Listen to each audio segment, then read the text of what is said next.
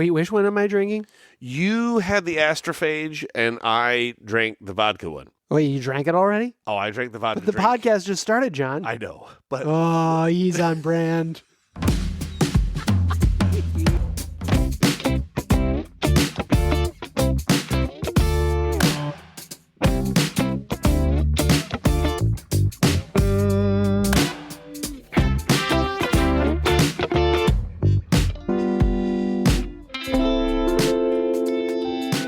Greetings and/or salutations, and welcome to Imbibe Cinema.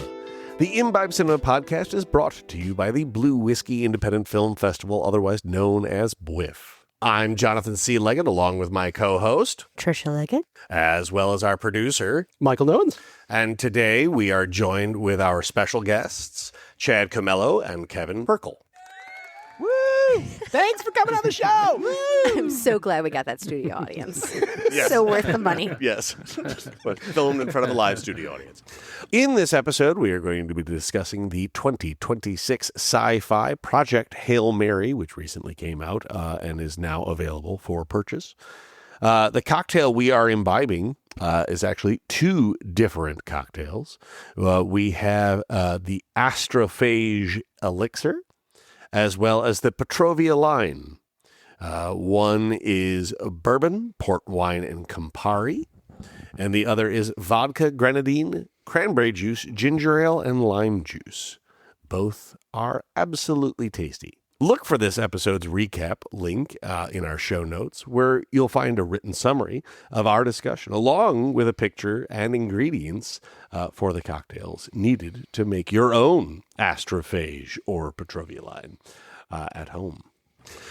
So, gentlemen, I wanted to quickly let you guys introduce yourselves, as well as Cinema Sugar. What gets you guys so giddy about films, and why you are excited about to talk about this particular film? Go for it, Kevin. Well, my name's Kevin Prchal, as you said, one of the co-founders of Cinema Sugar. We started it just based on a pure love for movies and a desire to talk about it with others who feel the same. As far as my reaction and why I love this movie, gosh, I don't know what to say. I have a pulse, you know. It was Fair. It was everything I hoped it was going to be and more, thrilling and funny and emotional. And you know, it's not a 5-star movie for me personally, but there's so much to recommend about it, and I'm sure we'll get into all that. Yeah, I'm Chad Comello, other co-founder of Cinema Sugar, and yeah, like Kevin said, I can't help but talk about movies, quote movies, to my wife and kids' chagrin. It's just in my blood for as long as I could remember. So having this outlet that we created and able to do our own writing, but then also host a bunch of contributors and do great interviews and things like this, like it's just such a fun thing to be able to do. And then to be able to talk about movies like this, which is just like a 4-quadrant hit that has so many things that I love in movies of it has ideas, it has action, it has heart, it has all those things. Like this is what it's all about. So yeah, I'm excited to talk about it. One of the things I think Trisha and I specifically love is films where math is involved. Oh, yes.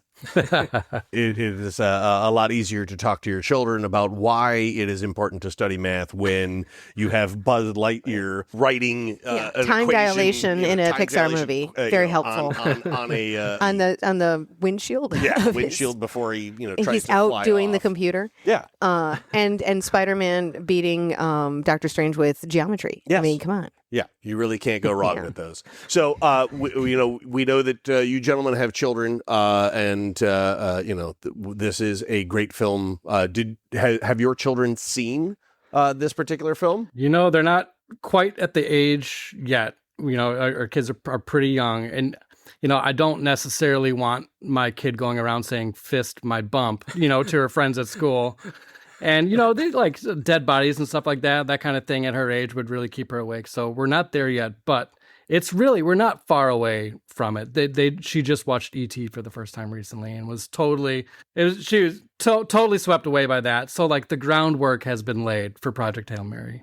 Yeah, but at the same time, there's some scary elements to so to even scary. E.T. I know Right? that our nephew almost had a panic attack when the men in the latex suits try to capture E.T. Yeah, Right. very Yeah. scary. Well, and then like when you're watching movies that you grew up with your kids or thinking about introducing them to them, and you're like, there's a lot of adult content I didn't realize I was watching as a child. Was it limited in how much we had variety wise?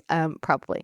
Flight of the Navigator was a big one when we were little, and Last Starfighter. Last Starfighter, yeah, classic. Especially when Robert Preston takes his eyeballs out and then cleans them. That was disturbing. I actually kind of forgot entirely about Sorry. that. No, enjoy my trauma. I'm going to have nightmares now And tonight. then I saw The Music Man. I'm like, oh no.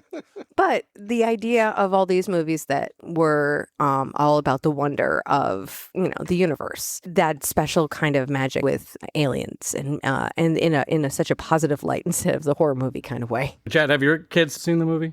No, yeah, the same boat where my oldest is 7, so we're not quite there yet. But he loves science. He wants to be a scientist when he grows up, and he loves space and stuff. So when I told him the next day when he asked about what the movie I saw was, I told him, so it's about a scientist who goes into space and meets an alien, and they work together to save the world. His eyes lit up. And I was like, I cannot wait to show you this movie. Yeah. Because in a couple of years, it's just gonna hit so hard. At least that's my hope. Obviously, we'll see how it goes. But I can't. I think it's a great gateway for those younger kids into the genre, which I'm sure we'll talk about. I texted Kevin after seeing it. Actually, it's almost like if Interstellar were an MCU movie. Kind of has that vibe. I think that opens it up to a lot of people. Yeah. Now, I mean, we re-watched it today Yes. with them over dinner. Yes. But we also That's cool. took them to the theater, and I was absolutely floored with how engaged both of them were. There's moments where it gets a little heady because there's a lot of science that's going on, especially like even today, the kids were asking, like, what happened to the pilot? So I had to explain, like, oh, well, what an induced coma is. And I'm like, all right, well, this is getting a little like In the weeds. Yeah. Yeah. Yeah. Yeah. But what I love most about this film is the hope. I think Gosling was saying on the press tour for this, he talking about the hopeful philosophy of the film. He said, what if the future is not something to fear, but rather something to figure out? And I just love that mentality of just about the future, and I feel like that's something like that with respect to children is a really important message to expose them to. Yeah. Right. Especially with the world being what it is today. Exactly. Yeah. So what other movies, I guess, are your kids into, or ones that you want to have your children watch? In terms of the movies that they love, they really loved kind of like slower, fantastical movies. So like Totoro, My Neighbor Totoro is a big one. Song of the Sea is this beautiful animated movie that came out, 10 years ago now. They love that one. Yeah, I think those are the two big ones for them right now. Chad, what about you? Yeah, we've definitely done Miyazaki, and those have gone over well. I mean, and again, for our oldest one, he's cycled through a lot of the Disney ones, and then for Pixar too, WALL-E and Ratatouille are definitely at the top, which we're on repeat a lot. Which is like, these are some of my favorite movies too. So this is great. This is a win-win. So yeah, I'm definitely strategizing what are the next steps for where he's at now, and so something like E.T. is definitely makes sense, and other Spielberg, and Jurassic Park, minus a few dicey spots there. It's like things like that, and years down the line, Back to the Future is my sort of cornerstone movie. So I have to be really careful about when I'm gonna bring that in. Like, I don't want to do it too soon. It's got to be the right time. We just did. Yeah. This summer. They ate it up. And oh my, Absolutely we really loved it. thought, no, they're not. Oh no, they really got into it. Yeah. And it was interesting the things that they got shocked about. Like, a lot of things go over their head, but the things that they get were like, she's smoking and drinking? Not that she's hitting on Yeah. her son. I was wondering about Hook. Is it time for Hook? Literally being abducted out of your bedroom. I probably wouldn't play well for a 7-year-old, but But at the same time, like, again, maybe that was just our youth and just what Right, was right. available. But like, I don't think that thought ever crossed my mind. I was too too wrapped by what else was going on. I don't know. I feel like a little bit of controlled fear is good for kids. Yes. In their True. imagination. Yeah. Yeah. A big one that hit recently, we were on vacation and we stayed at a hotel. We got in a little bit early and we wanted to have a movie on. My wife was excited to show our kids The Parent Trap, the 90s. Okay. Oh, okay. The Yep. Parent Trap played over really well. She loved the concept of just mischievous kids outsmarting their parents. Yep. Oh, that's dangerous. Yep. That's a loaded weapon right there. Sure is. Movies, very powerful. It's true. Inspirational, in fact. Right. Speaking towards, especially the mischievous, Rocky, the absolute wonderful gem that is Rocky. As I was watching it, we're talking about kids. Like I was like, this is like interacting with my 3-year-old. Once he gets on the ship and once they develop that banter, how direct he is, and Grace's commentary about him, about how he's hiding from him, and it's like, I can't get away from him. You know, it's just that. Who are you talking to? I can hear you. Yeah, right. Exactly. It turns into the odd couple, Yeah, it does. terrible roommate Right. situation in the middle of space. Exactly it. Yeah, it's all there. So that was my first thought with that, and just how charming that is, and how much of how fun it is to be around him, even when it is exhausting. Like that's what makes him so compelling, I think. I love the character Rocky, and I love the balance that he brings to Gosling's character. And I'm obsessed with the fact, as we mentioned, that Lord and Miller committed to puppetry over CGI. I think like that very decision is ultimately what's going to make this movie timeless. It's not going to look dated 20 years from now. Well, and then there was the whole thing about the voice of the puppeteer not being initially supposed to be the voice of Rocky. How the puppeteer knew that he was just doing it for, Ryan and filming, but it would be something else. And then they went with his voice. You look historically at movies where it's like the poor Darth Vader situation. Famously, the reverse. Yes. Right. I love that they committed to that and decided to take a different direction and still prove that it could work and work so well. Did they go into any detail in the book, Trisha? Because I know you read it. How did Rocky from the book to the movie translate? Oh, perfect. It's just visually stunning, and it's like all the feels you get from the book are beautifully done in the film. Okay. I think That's great. That's great because That's my opinion. that's very rare. I feel from Yes. from most, and I know Chad, you have a perspective on this, which is probably not I feel common. I feel like what you usually hear is the opposite. Can you share? Ooh. yes. Well, you said rare, and that's exactly what I was thinking. That sort of relief that you felt seeing the movie after having read the book and hoping that it would live up to that. That is a rare feeling with book to movie adaptations. Usually, they are different in bad ways and ways that are very disappointing. So yeah, so I'm a librarian by trade. I'm also a cinephile. I love books and I love movies. I do not recommend reading the book before going to see the movie, because I think you're setting yourself up for disappointment no matter what. Even if the movie is good, like this one is, and if it lives up to the book, they are completely different experiences.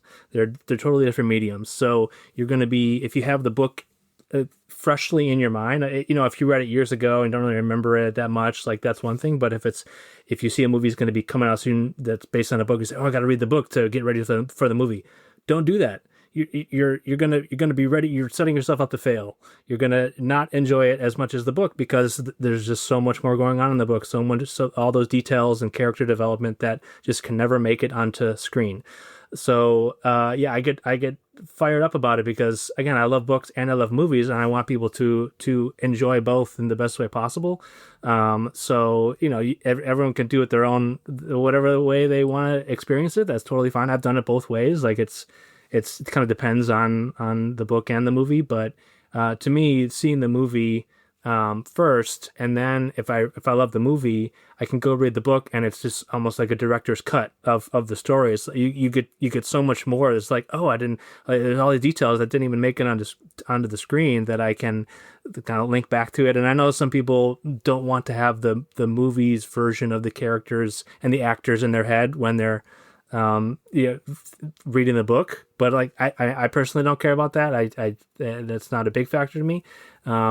But anyway, yeah, I could go on and on about this, but yeah, this is another thing, another example of one that is very well done and is an exception to that adaptation. We did something fairly interesting. Our children did watch, I think, the first 2 or 3 Harry Potters a ways back. Yeah. And then what we did as a family was we would do story time right before bedtime, and we read each book. And as we finished that book, we would then watch that movie, immediately afterwards. And I know that at least from that perspective, they really enjoyed knowing Peeves and all these extra characters. We're on that ride right now. Oh, that's so wonderful. It is like a great thing. And again, I mean, if you can do a decent Alan Rickman, you're right. The you're pressure to put all the voices on. Good. Yes. Yeah. Where are you guys at right now? We finished the second book with them and we watched the second movie. And man, the Dementors are no joke in terms of like scary things for little kids. So if she can handle that, I'm pretty sure she can handle Hook. Yeah. Right? Yeah. Kidnapping in the middle of the night? Nothing after a Dementor's kiss. Nothing. I haven't read the book to Project Hail Mary, but something that I found out that really speaks to like that philosophy, Chad. In the book, I guess, you learn that Rocky has been out in space, stuck there for 46 Earth years. Yes. I was like, wait, what? Like, that was not information I got from the movie. But it does explain a lot about why he's like, all of a sudden he's moving in. Exactly. And I was like, Right. that's the extended edition. Oh my gosh. Like, I want to know more about that. How did Gosling hold up as the person for this role, as, having read the book? I think he was perfect. Okay. He has a very unique voice. And Ryan is the perfect one. And I believe he was always the person who was supposed to, like, they had nobody else in line. It was always going to be Ryan Gosling. If Ryan Gosling didn't want to do the film, I don't know what they would have done. Yeah, I'm not sure. I'm glad to hear you say that. I'm not sure another living actor could have pulled this off to the same effect. I mean, Glenn Powell is maybe the closest next bet, but he just doesn't have the same, like, dopey, floundering, everyman coolness that Gosling has. Yeah. Even when Powell is self-deprecating in his performance style, there's still like an inherent like broiness to him. I guess I don't have to make a case for that. It was shown both of these guys, Gosling and Powell, were stars of sci-fi movies from the past year. Project Hail Mary and Running Man. One made 700 million worldwide, and the other made 67 million. So like, people just want to hang out with Ryan Gosling for 2 hours at the movie theater. He just has that quality, and not too many people can literally carry a movie on their own with a puppet. Yeah, I mean, the one comp that came to mind that I don't think it would be better, but you could imagine it, is someone like Adam Driver, who kind of can go back and forth between the dramatic and the kind of goofy. But I mean, Gosling is the one, and I think it's his sheer commitment, whether it's a movie like Blue Valentine that will just rip your heart out, or it's a SNL sketch that he is just so embedded into, or a role like Ken, and just like, and coming from the Mickey Mouse Club and doing all these dramatic roles, like he's the total package, and and this role needs to be able to toggle between both those to have these super emotional, sincere scenes. But then also, just goof off with a rock creature and make it be believable. Like he's the one. Obviously, he's the star and he's a big draw. You also need the filmmakers to be the right fit too. So Lord and Miller, and the comp of Running Man 2, Edgar Wright is an incredible filmmaker. So it's not even necessarily the filmmaker or the star themselves. It's the combination of everything, right? It's the source material, it's the artists and the performers and everything else. So you just never know when it can hit like this. Right. Yeah. The recipe comes together just right. Yeah. Like lightning in a bottle. Yeah. There you go. Yeah. I'm sure someone in the early stages of production of this movie like threw out the name Leonardo DiCaprio, right? He's just like one of the names. But like someone like Leo is just not really interested in entertaining audiences in the way that they want to be entertained. And honestly, I love that about him. But I feel like Gosling is able to be himself and give audiences what they want, and that's a hell of a gift to possess. I think a perfect example is Gosling in one of the interviews for Barbie. It was an interview where it was like a number of the actors there, and including America Ferrera. And Gosling starts, talking about America Ferrera's TED Talk, and she's like, "Wait, you saw my TED Talk?" And he's like, "Yeah." And he starts like quoting it to her, and like you see her like genuinely going like, "What the hell is going on right now?" And it just seems that like Gosling is such a genuine human being. I think he's just not he's not a capital C celebrity, right? He pops up in movies, he does a charming little press tour, and then he's gone. He's from our lives, right? He's not in social media. People aren't obsessed with his personal life. He lives in our movies, and that's it. And that goes a long way when it comes to the box office numbers. But also people show up to see him because they just they have a cherished history with him. He's been starring in movies now for a quarter century. Chad, you mentioned Blue Valentine. Beloved indies like Drive and Lars and the Real Girl and Blue Valentine to major films like The Notebook and La La Land and Blade Runner 2049. He's not only beloved as a movie star, he's like dependable as a movie star, and like people show up because they know what they're going to get from him, and that's just that's really powerful. Well, and range, people. Right. I mean, I feel like lately he's a very like funny, like kind of quirky nerd, but at the same time, you look at like some of those indie films like Drive. I haven't watched that movie in years now, and I was like, wow, I forgot that Ryan Gosling was in Drive and The Place Behind the Pines. Right. Like that. Wait, beyond. That's the right word. I was like, wait, that wasn't right. Astrophage. Shh. I feel like we're not going to get Drive era Ryan Gosling ever again. I don't think. I feel like Ryan Gosling, the dad, is making his movie choices now, and like that makes me really happy knowing that like my kids are going to have these movies accessible to them if he keeps making decisions like this. Because, like I said, he's such a dependable person to have in movies. So.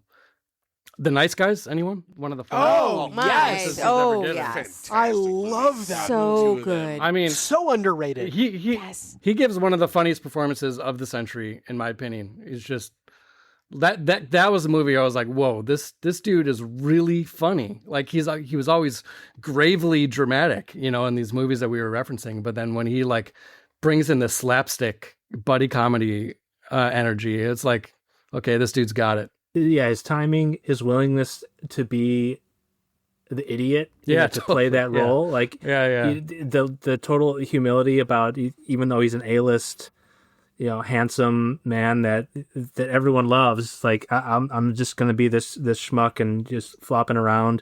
Just getting back to the commitment, I think that's so admirable. And then, I mean, The Nice Guys and La La Land came out the same year, 2016. We're 10 years from both of those. What a double feature right there. Like that's just again indicative of his range. The bathroom stall scene in The Nice Guys is like, I have that queued up. It's just one of the funniest YouTube clips. Whenever you're having a bad day. Like, when you brought it up, I'm thinking of that scene where he's struggling with the door. Yep. Like, it's brilliant. Hilarious. Cigarette, the door, and just brilliant. How many takes they did, I don't even know. I don't know how anyone could have maintained a straight face. It's effortless. I don't know. Like, not everyone can just do that. No, correct. And that again speaks, I think, to just his commitment to entertaining. I'm watching clips of Nice Guys right now from IMDb while should we all take a break? Yeah. Should we all take a break and watch some Nice Guys clips? We're gonna take a few moments to fill our glasses and get ready to imbibe more after this. Hey, Michael. I got some cool news. You got some cool news? I love cool news. What's the news?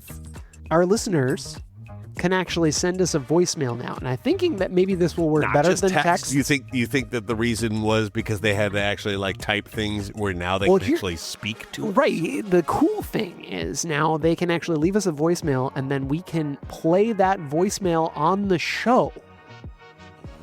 And then answer that voicemail In real time. in real time. So Well, almost real time. yeah, so, well, yeah, Sub- yeah, right. sub Not real time? sub Fake- real time. fake real time. In our real time. Yes. Not their real Not time. their real time. But yeah, so they can leave us a voicemail with their film suggestions or what they think that we should cover on the show that we haven't yet. Oh, okay. I think that would be pretty cool. Or they could even like just say, hey, you talked about this movie and you didn't talk about this, and I think you should be talking about this. That's more than fair. And then we can address that. So yeah, they should totally do that. It's audience interaction. All right, so yeah. Not only can you leave us a text, but you can also leave us a full voicemail, and we will be able to hear and respond to either your text or your voicemails. perfect. I'm Jonathan C. Leggett, and I am here with Trisha Leggett, Michael Nowens, and our special guests, Chad Comello and Kevin Prchal. And we are discussing Project Hail Mary. Enjoying this podcast? Please subscribe or follow us on your favorite podcast providers to get new episodes as soon as we release them. Rate and leave us a review to help the show reach that larger audience. And you can also follow Imbibe Cinema on Facebook, Instagram, Threads, and Letterboxd. I'd like to pitch you right now to write an article for Cinema Sugar called How to Parent Your Kids in Movie Quotes. Sold. Done. Thank you very much.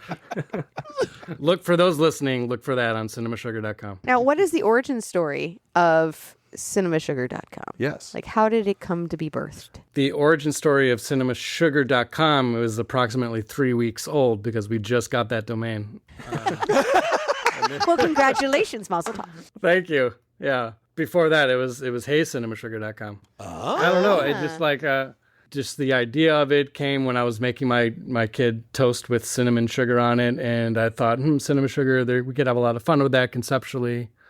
That's when I made a little pitch deck and sent it to Chad, and within like a month, it was an actual thing.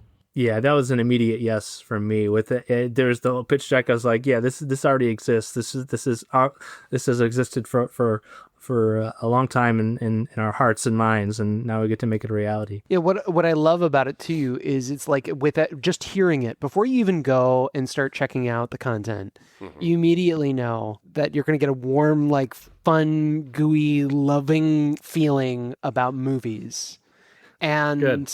and then you go there and you're like, yep, they love movies as much as I do. Great name. Yep. Thank you. Yeah, warm, fun, gooey. Yep. Yeah, that.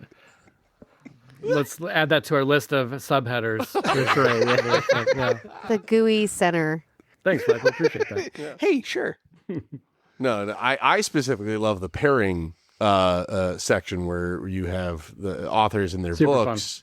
One of our favorites of that was someone named Taryn Smith. She's a young athlete who rowed across the Atlantic Ocean on her own. And so we pitched her, like, what are some movies you would pair with rowing across the Atlantic Ocean? And she took to task. It was really wonderful. And what I love about this is it's evidence to our theory that movies make life sweeter.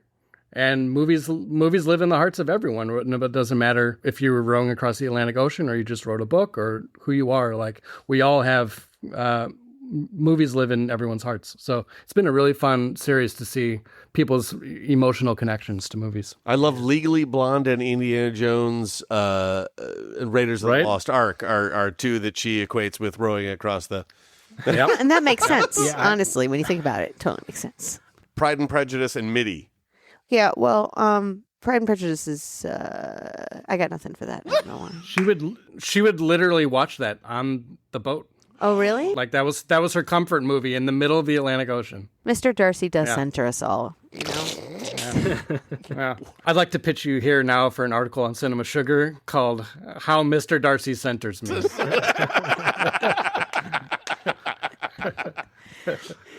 Movie quotes, back to that. Dumb and Dumber our pets' heads are falling off is something I say often when everything's going wrong. Okay, I should probably use that one more often. Yeah, that's a great one. Kids are crying, smoke alarms going off, dinner's gone to hell. Our pets' heads are falling off. Dogs and cats living together, mass hysteria. Yeah.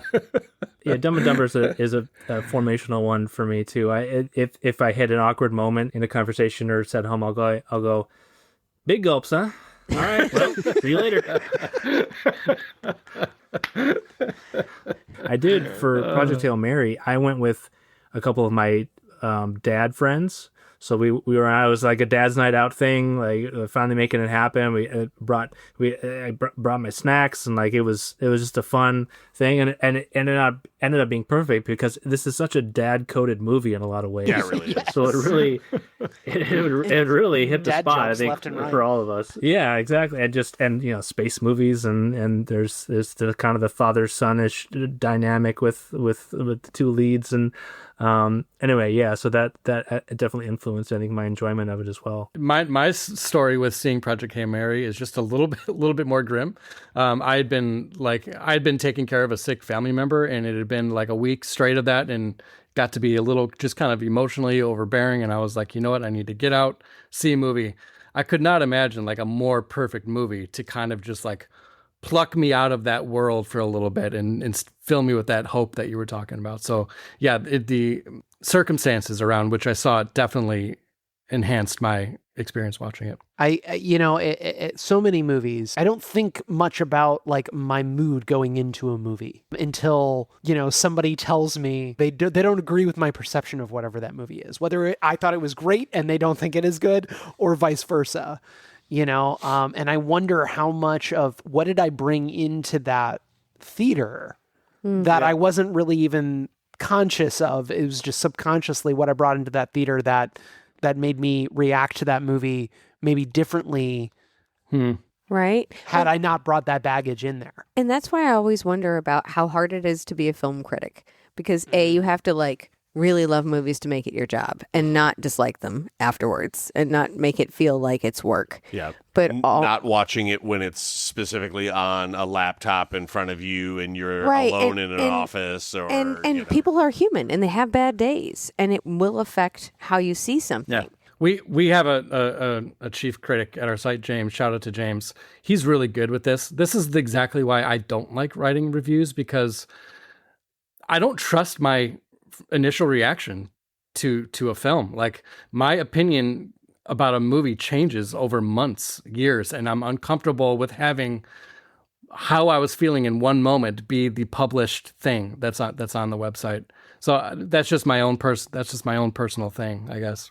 To me, there are movies that I would give like 1.5 stars or like 1 star, and I will watch that movie over and over and over again. I love that movie. It's not good, but I love that movie. Are there do you have any of those movies? Like, without like having to say, oh, I don't like this movie, but like a movie where you're like, I don't understand why I like this movie. That's fair.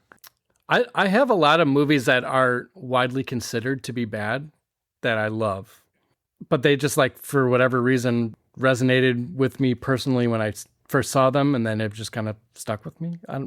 There's a movie called Elizabethtown by Cameron Crowe. But yeah, something just about the tone, the characters, the music, I don't know, just the whole atmosphere of that movie is just a comfort. But like, you look up any review about that movie and it's panned. Mine, speaking of Kirsten Dunst, would be Bring It On. And that's not because it's a bad movie, but just not... I don't think I would be like, oh, cheerleading, that's a movie for me. And yet that movie is a guilty pleasure for me. It's because cold in here. There must be some Toros in the atmosphere. That's I mean, right. like, it's just highly quotable, just enjoyable from tip to tails. It's, yeah. That movie's smart. Yeah. That movie's smart. Yeah. Yeah, I don't believe in guilty pleasures. Like, this gets back to my librarian take, but like, you like what you like, and other people don't have to like it, and that's fine, but you don't have to feel guilty about watching something that you enjoy. So yeah, I mean, I think that version for me would be the movie National Treasure, which, again, as a history nerd, it's just like crack. So I keep coming back to that. It's like, this is a completely ridiculous movie, but I absolutely love it. So Shout out National Treasure. A lot of times for me, it's not a quote. It's like someone will be describing something and I'll be like, oh, that's just like, and then I'll just say the movie and I'll reiterate the entire plot. And they're staring at me blankly, like just trying to eat their sandwich in peace. They're like, why are you talking about this movie that's like very obscure? That's why I needed to start a Cinema Sugar. I needed an outlet. I don't know. Project Hail Mary. If I were to have like another just tiny critique of it, I would say that like the non-linear storytelling of it didn't totally land for me. I don't know how did that hit for you guys? So, having watched it a second time, at least for myself, knowing that he doesn't know who he is, the fact that it does start with him waking up and not knowing who he is or where he's from or why he's suddenly in space, and having it kind of bring back those moments of him regaining that clarity. I do feel that him remembering that he's a coward and that he's stuck in space doesn't hit until the end, but that narratively I think makes a lot more sense. But Chad, thoughts by you? Yeah, it's an interesting thought. I have kind of soured generally on the technique of starting a movie or whatever with a flash forward or at some point in the middle of the story and then jumping back and then, how are we going to get there? Because it does kind of take the steam out of it a little bit. That's what I was going to say. Anytime it caught momentum, it killed it. It was like it never kept you in one. Yeah, and thinking about when they decided to do to do those time jumps in the story, and just thinking about what's the story logic of doing this at this point. And I think it does come together well and build towards it. Even though it's seeing it a second time, you'll have that understanding. So I think it's fair. To me, it still worked. Yeah, it definitely still works. Yeah, I feel like the way they tied it in was always visual. It was a certain angle or something. Like the one that's real obvious is the ocean, where he's sitting with his feet on the screen and then the waves overlap his feet. Now we're in the past. Mm-hmm. They did a lot of those visual moments where it was a visual transition into a memory, which was nice. And I know amnesia is so overdone. But I do understand. I think if you had done it chronologically, it would have been like Everybody on Earth was like its own movie. And then this, and as it is, it is two separate stories, kind of. Mm-hmm. And I think this was a way to keep it from not being like, who are those people again? We saw them in Act 1. I mean, don't ask me how I would do it differently. It's just like, just watching it, I was just wondering, like, would some of these, would this have hit harder if there was like a few memorable flashbacks that happened in really, meaningful moments rather than the whole thing just being a kind of a cut back and forth. But who am I to say? He made a shit ton of money. Well, and then I think about, like, what if he hadn't been the one to live? What if it had been the Russian engineer that survived? Would we all die? Would she make it through? Would she know what she was needing to do? Yeah, would the pilot be able to figure it out? They pull a Scream. You remember how Drew Barrymore was on the cover of Scream and then she died within the first 10 minutes? They do the same thing to Gosling. Yeah. Oh, my goodness. Well, so related to the story structure, though, I'm curious about your thoughts of the ending, or in other words, the endings, because I think there's a few spots that they could have ended it. And I'm not even mad. Like, and the length of the movie too, I think a common criticism, or like, there's probably some stuff they could have cut. I mean, I kind of love how they just went for it, ending on the alien planet of him as teaching a bunch of alien kids. Like, it's just so goofy, and like, I figured that was probably the true ending for it. So I don't begrudge it that, but like, there were a few moments, like even with the Two of Us by the Beatles, where they decide he's going back, he's reconnecting with Rocky. Like, that could have worked as an ending. And there's a few other spots where it's just almost like a hat on a hat, where I would have been just as happy with a little bit tighter ending. But I don't know what you guys think. I agree. I think it did have several endings. I mean, it wasn't Lord of the Rings level. It was like, we're in the movie 17 times. Or even Star Wars, the last Star Wars movie in the last of the trilogies, where it was like the 30-minute curtain call for the entire 30 years. Bring old Yeller back. Yes. Abraham Lincoln. When he ended up on the planet, I was like, oh, I feel like this is where he belongs. Like he felt home. Did he though? It's a nice storybook ending. How happy can he really be? I don't know. He wasn't there happy to begin for, with. for the rest of his life. Yeah, he the rest didn't of even his have a life. dog. That's true. Yeah. I mean, true. you know, That's true. he True. went from nothing to something. I mean, he was still teaching, so it's roughly the exact same life. True. He knows an entirely different language that nobody else could speak. Yeah, because that was something that you know, like there's no translation anymore. Yes, at and the that's end something that there. is lost, I He's think, just- from the book. He just to- understands. Yeah. So he Yeah. just speaks that language now. Oh, thank God they ended up on Arid because I believe Rocky's people are better.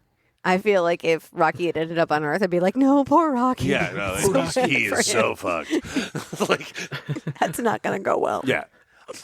I think I also appreciate the sheer fact that it feels like a Hollywood ending for him to be heading home. And for that not to be the last decision or the last realization that has to be made, it almost kind of gives this that additional breath of non... You know, your character has grown. They're Yeah. not in the same place they started. It only works with him going home if he has something or someone to go home to, and they didn't really set that up.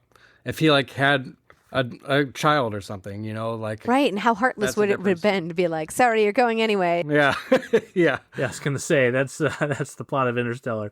I mean, or like let's say he had a kid, but he still decides to go to the alien planet, and then it ends with his daughter crying. Peace. Yeah. What the- There's an alternate ending for you. I would love to see There's Brian. a whole level of abandonment. But Daddy's happy with all the alien children. I mean, some of these movies that come out are not too different from like that level of terrible, the way they make you feel, you know? Well, especially if they're trying to vie for an Oscar. Well, and they're talking. Oh, yeah, Totally, because yeah. you can only do that if everybody has cancer and Yeah. and they're Nazis Yes. and there's abortions Yes. and you know no comedy is ever winning Best Picture. That's ridiculous. Yeah. Because how could that be good? What are the Oscar chances for this movie? I'm excited the fact that Rocky could be up for a nom. Yeah, yeah. Because that to me would be huge. Yeah. He's eligible. I would love to see that as well. Nomination for directing and obviously one for Gosling. The score, like you were saying too, Chad. Yeah, I think it'll get a lot of craft ones. There's a lot of big movies to come out this year though that are going to suck up a lot of that space. So, I'm already annoyed with like the Odyssey takeover. I hope it's not as big. I hope it's not as big of like a steamroller as Oppenheimer was. Oh, there's the Odyssey. There's Dune 3. There's, we'll see how Disclosure Day. Disclosure Day does. Yeah. I mean, there's a lot to come. So Yeah. we'll see. Yeah. Gents, tell us what you've got coming out, articles you're about to write on Cinema Sugar, things that we should be looking forward to or our listeners should be keeping an eye out for. Yeah. For we'll do occasional themed months or weeks, and for June, leading up to the 4th of July, 250th anniversary of these here United States, we're going to be doing our top 76 movies that define America. Ooh. So it's not necessarily a celebration. It's just kind of a warts and all, for better for worse, movies that really capture the American spirit, American history, notable figures throughout the country's history. So it's been really fun putting that together with some help from our regular contributors. But then Kevin and I ultimately trying to just whittle this beast down into the final 76. A lot of second guessing, a lot of in and out. So, but that's why we love it. That's why we do this kind of stuff. And we had a lot of fun with our top 50 movies of the 21st century. That was our last big list. So, but then this one we figured would be a good time to try to hash this out. So yeah, it's been a blast putting together, and we're excited to roll it out and leading up to the 4th. And yeah, curious what people will think. I'm sure it won't be all Star Spangled praises. It'll be a little bit of a dissent as well. But that's the big thing coming up for us. But yeah, I'd say checking out our website. We're on Instagram and then Substack as well. We do a regular newsletter there, just so if people want to just see what we're up to and the reviews that our chief critic James has been cranking out really well, and then along with other features like pairings and lots of great stuff that we're really proud to put out there. So yeah, This is a big deal for Chad, diving into American history through film. This is like what his life has been leading to, and I'm just really, I'm very, very happy for him. It's coming together really nicely. It's been a fun project. Yeah, you say that. I was born for this kind of list, so it's been fun blurbing all these. Totally. John and Trisha, thank you for taking the time, and Michael, you're off the screen there. Yeah, thank you all. Yeah, thank you. This was a lot of fun. We greatly appreciate all of our listeners for choosing this podcast, supporting independent films, and the Blue Whiskey Independent Film Festival. I'm Jonathan C. Leggett, and thanks for imbibing with us. Cheers.